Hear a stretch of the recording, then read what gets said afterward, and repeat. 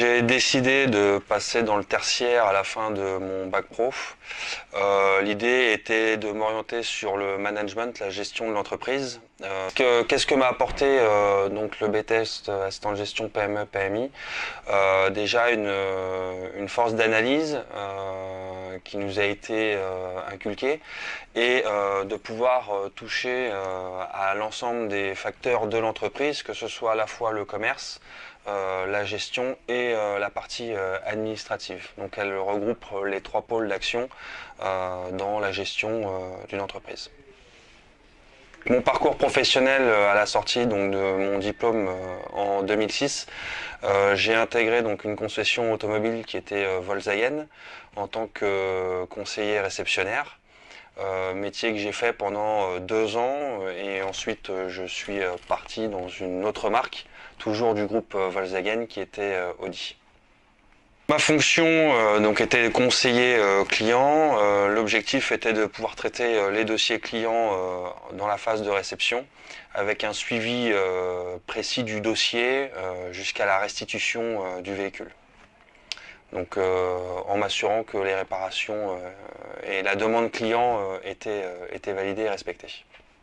La poursuite a été une évolution de carrière interne chez Audi, puisqu'on m'a proposé le poste de chef d'atelier, que j'ai bien sûr accepté pendant 5 ans, pour ensuite partir et m'orienter vers un nouveau challenge qui était la gestion d'un service après-vente directement chez Mercedes. Donc toujours dans un optique d'évolution et de challenge, on m'a proposé de prendre le poste de chef d'atelier dans le monde du poids lourd et l'utilitaire, notamment pour la marque Iveco. Donc depuis janvier 2016, j'ai pris le poste de chef d'atelier sur le nouveau site de Taverny qui a été construit cette même année. Les attentes sont effectivement différentes entre le client premium et le client dit utilitaire. Simplement, c'est vrai que l'objectif est toujours d'immobiliser les véhicules le moins longtemps possible, de réduire forcément un maximum les coûts de réparation pour ces clients, car elles ont un impact direct sur leur entreprise.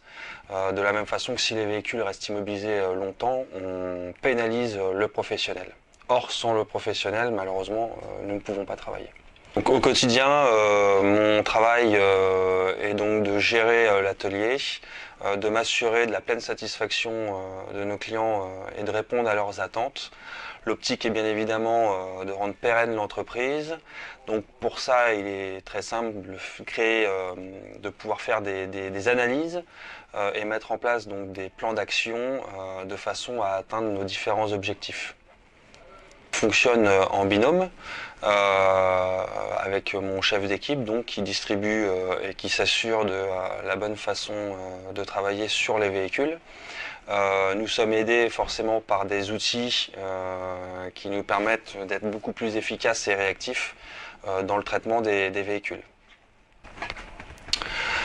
L'opportunité de pouvoir rentrer donc au Garac et de faire ses diplômes au Garac est quand même un gage de qualité vis-à-vis des différents employeurs, surtout pour tout ce qui est partie CFA. Ce qui est important aujourd'hui, c'est l'accompagnement que le Garac peut avoir vis-à-vis des jeunes.